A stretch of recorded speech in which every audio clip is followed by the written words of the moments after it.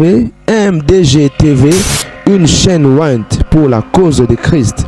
Mafuta Yasika, Mafuta Yasika, Mafuta Yasika.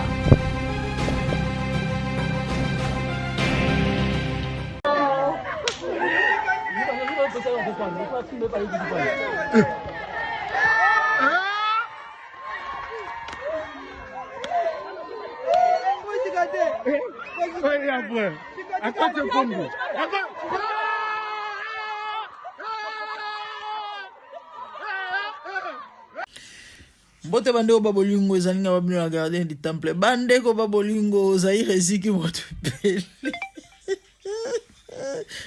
bakongoli babatute basirnome bande ko bakongoli basirnome basimonome bapaster basimone bapere elisanga bameli fino mpe bato na maba bande ko babolingo moto epeli na réseaux sociaux affaire passer Moïse Mbi aboyi constitution. Namoni bat ko sala ba analyse bat mususu ko traiter d'ingrat et de je sais pas impoli et respectueux mal éduqué, azo respecter ba père ta manqué ba père respect machin nanani nanana bandeko. Toyo kananu pona batu oyo ba yokite.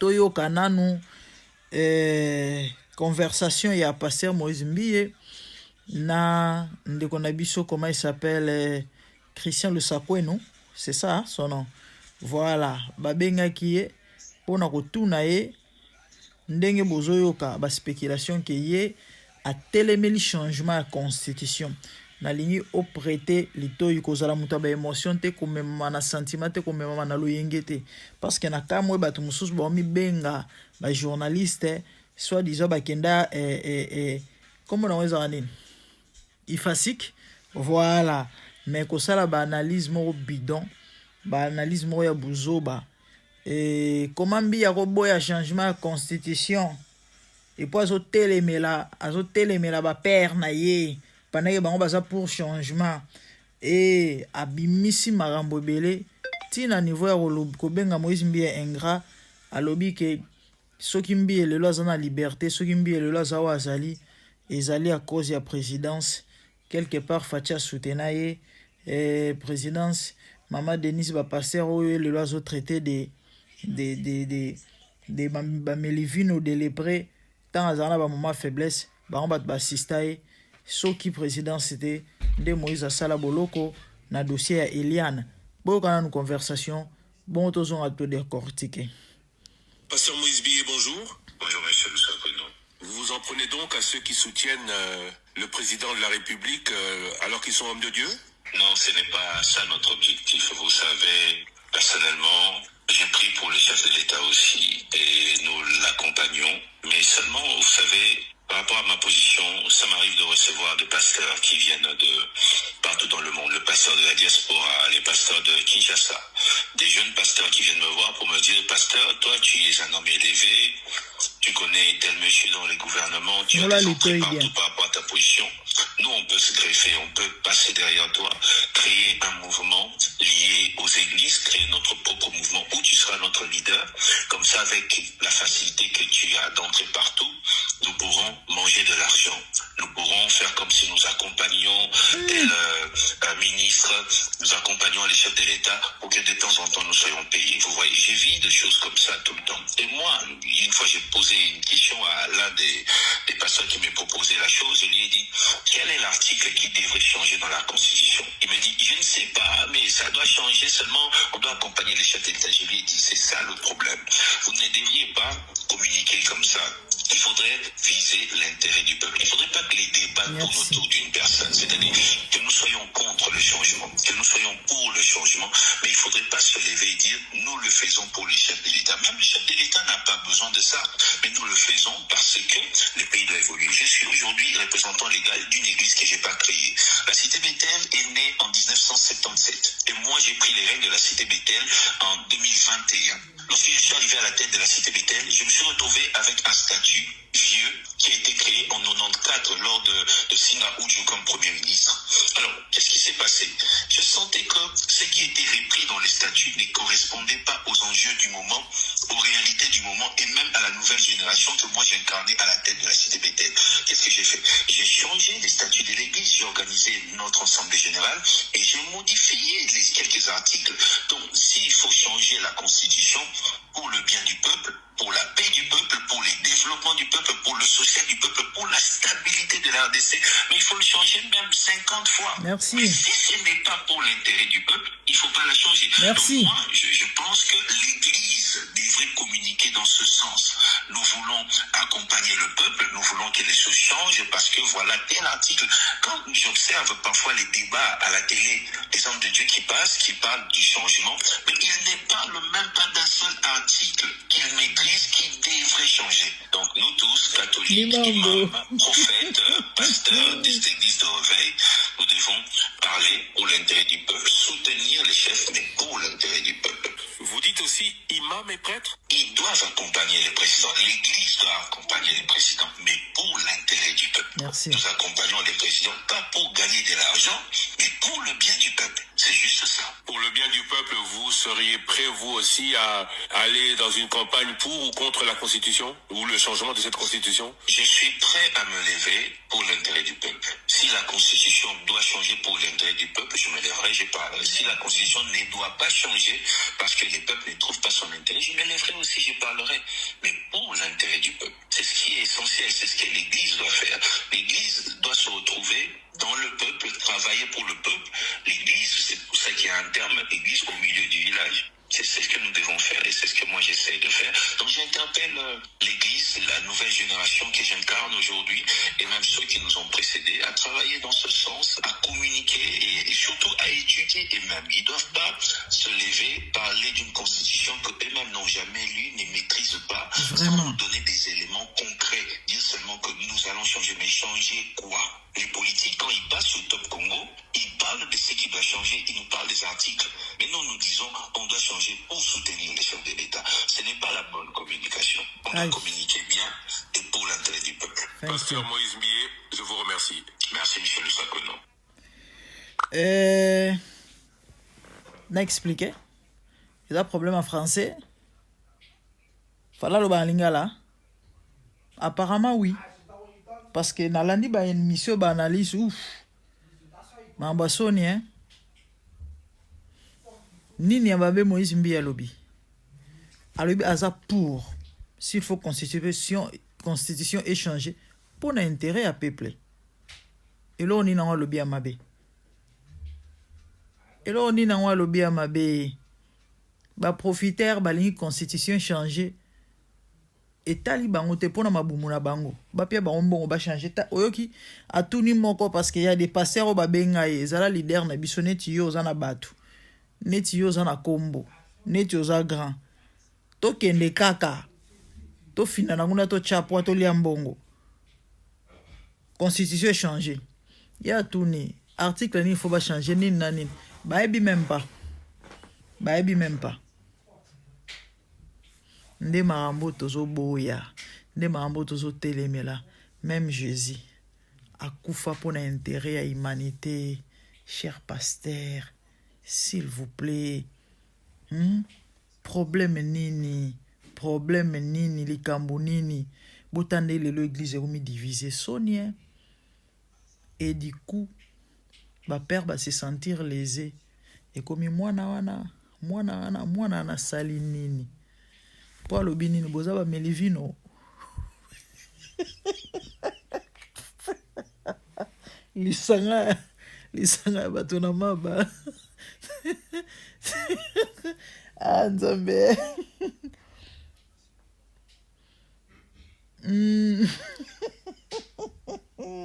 et ça lui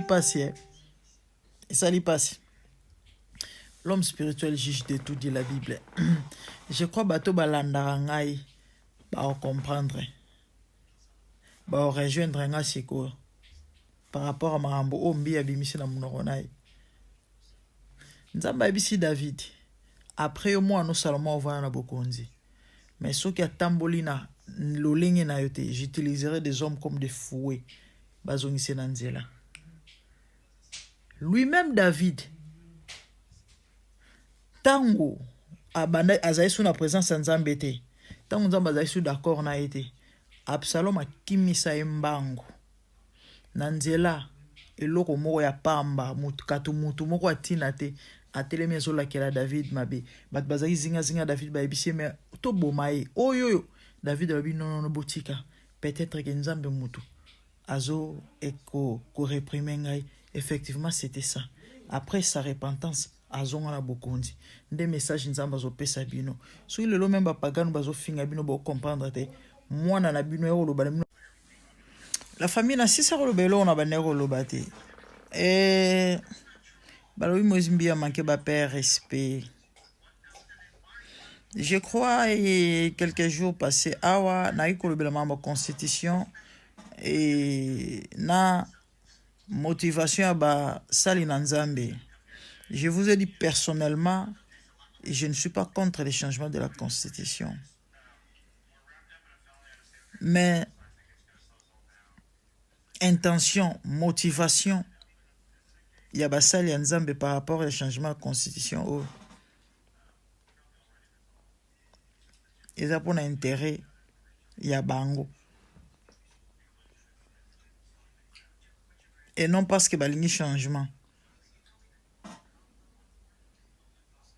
Et on se retrouver en train de faire oyo mitema na bango ezo sepela kosala yeno Nzambe alingi.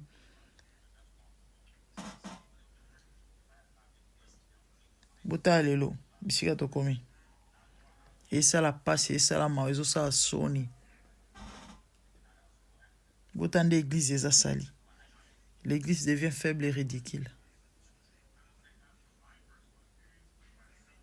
Nyonso, moi étant clairvoyante, moi étant spirituelle, moi étant messagère,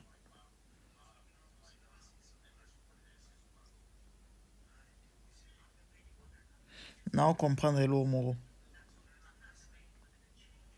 Dieu n'est pas d'accord. Dieu est en train d'interpeller. Mais n'est pas de ça sourd d'oreille. Bah ça mutu makasi.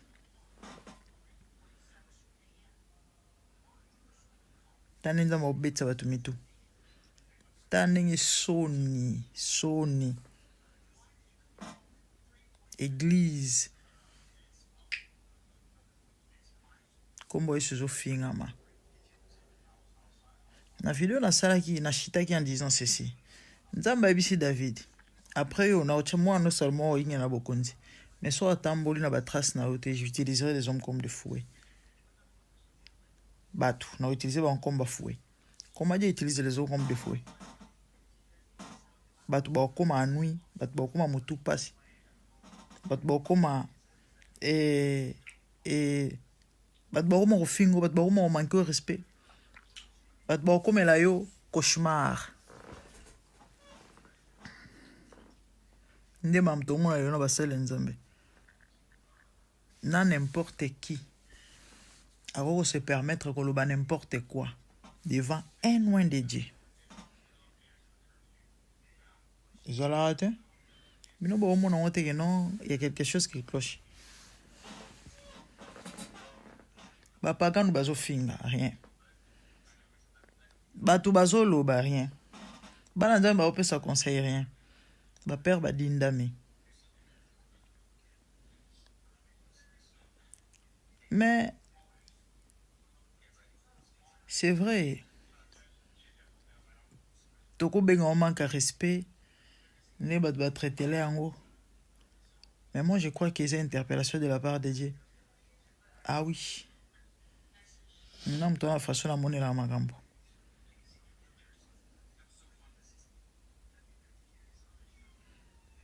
Ba père, bazonga, katina bango. Mais apparemment, on est désolé de l'autre. On est très bon. Au contraire, on est au canne la coupe. Moi, no yazela, akomona, moi, no. So, les Nzambe ne mutaleki na nzela ya mwana. Po azongi sabatata na nzela, bosa mwana eloko te o. Bosa mwana eloko te. Si c'est Dieu. Et moi, je le crois que c'est Nzambe. Nous t'allons dans Nzela Moana. Sony, papa. Sony. Ngata on a le Bible fin à Jezabel. C'est quoi y'a dans Jezabo? Mbi Jezabo. Nga fin à Jezabel. Na moi ba msula commentaire ba benga vipère. Combien dans Jezabo? Et puis ça passe, ils ont fait ça mal, ils ont fait ça Sony.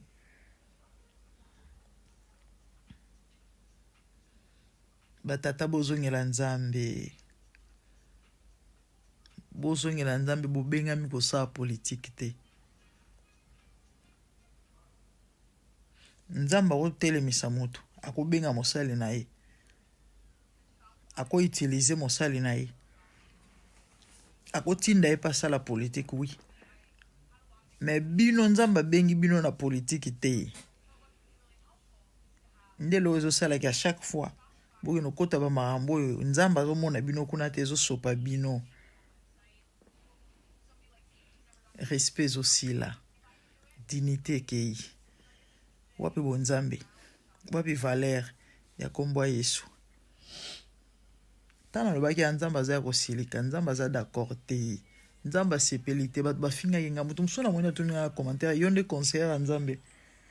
Yonde porte-parole Nzamba za ita Nzamba silika ya sali. Na Bible est en Nzamba yebisaki Ezekiel que kanda na ngezo kitana ba ancien. Ezekiel a porte-parole Nzambe. C'est ça. Bandi bota la réseaux sociaux des a opela moto. Est-ce que vous réalisez? Est-ce que vous réalisez? Et église, ba chrétien, comboyer son tezo fingama. Batato yo boko zonga simate. Ah, net bosi boliembongo. Singana kingo bosa sunen. Mbi a beau changement de constitution te alobi soyi pour l'intérêt à peuple asa d'accord. Aro yé par ondima échanger. Même yé so kufa pour l'intérêt batote. Ya humanité. L'amour dit la Bible luka intérêt na ngo morote. Bolungo luka intérêt à batu nyonso. L'intérêt commun.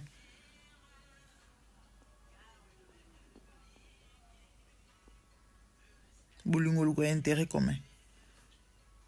Ou commun, tout ce que vous voulez. C'est ça l'amour. Et non l'intérêt personnalité.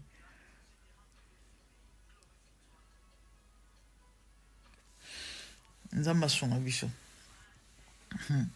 Tota na to jusqu'où to kende na marambo. Pasi Pasi. Sonne pe mawa. Et ba bombe banina ba retour. Je crois peut-être de mettre ça continuité. Parce que vraiment c'est la Bible archive. Ba image au mobile. Karate to yo gaga ke total Nzambe mo wayebi. La famille na bosa ni ko limbole la bino. Vino na maba. Parce que comment le va savoir la compréhension. Bah affinité. Bah effet. Au fait, bah effet. Vino est en alcool, n'est-ce pas? Vino est en alcool. Mbiye na conversation Moïse Mbiye na Christian Lusakon boy qui m'a lobby. Il y a des séparateurs au baya même kolukaye. Que non, yo zala leader na bisoto ke neto liambongo. Ba changer constitution à tout dit. OK. Article il faut changer. Au baya éviter. Va éviter. On va liga ba liambongo. Vu les en alcool, alcool est ça là. Ça fait perdre l'essence, non? Donc, au boire, agir, n'a pas à quitter. Donc, il y a des gens qui ont fait pour comprendre ce qu'on fait à Vino. Donc, il y a des gens qui ont fait à Vino.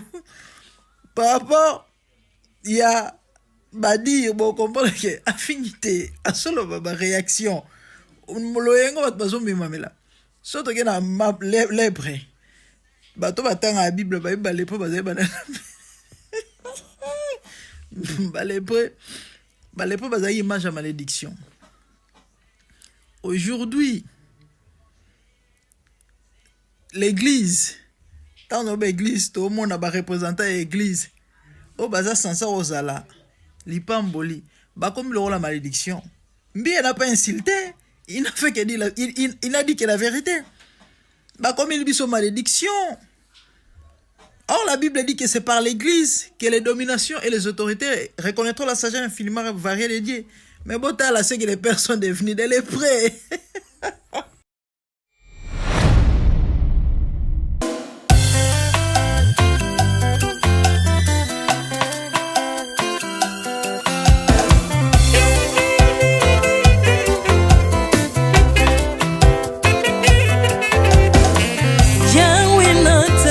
mokili oyo namoni te, natangi na histoire ya monde namoni te, naluki nayemba pete toze pour passer Seigneur, je n'ai pas pris non plus entendu parler oya kokalala yo Yesu.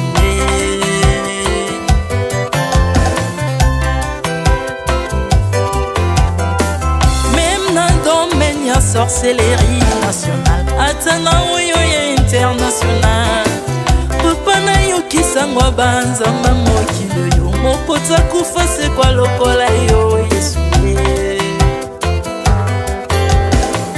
Nanya voyage lokola yo, nanya wakoka nino ya wanzambe, uni masomo ya ekusu konanga, okufose kwa poyo zali nzambe Yesu.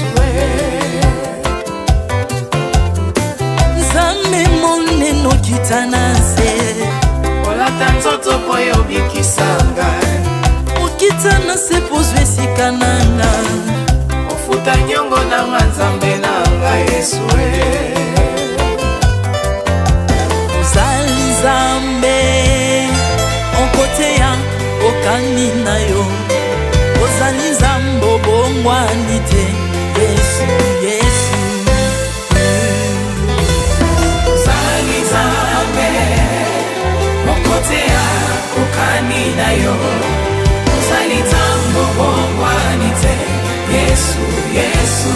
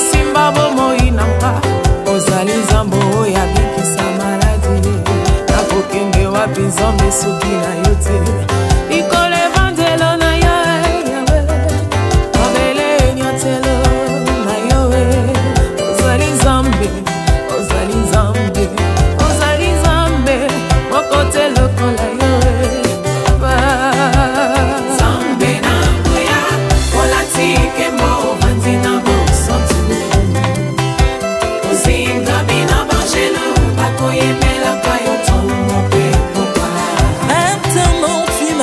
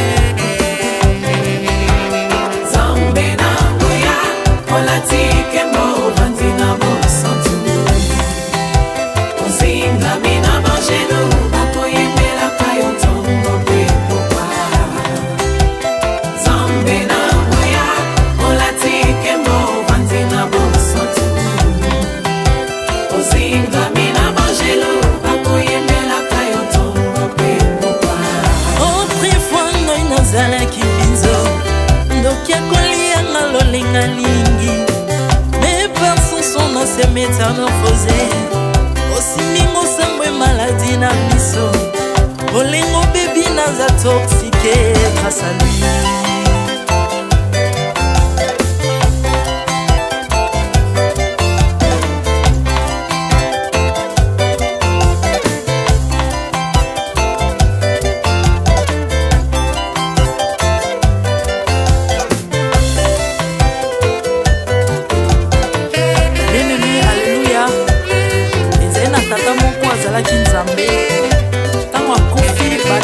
balobi que non akosekwa akonzamba bakristo paseka alors ko bafacilite lisekwa na ye bakunda ye mutu libanda kotanga kolamuka abimaki lingala moko mais comme nzambe na biso anya kokambola gloire na moto te lobi nango na ntongo baya kokuta bangulu basepelisa mutu ya nzambe na bango yango bien aimé bato na bakoma oyo biso dolera ngulu te oyo milimo mabe kotaka na ngulu so bino bolera ngulu te po milimo mabe kota na ngulu bomelaka mai te po milimo mabe kotaka na mai yango tokumbisa nzambe po akufa asekwa avandi na loboko ya tata mpona kointercede mpo na nga na yo jésus de nazareth amen.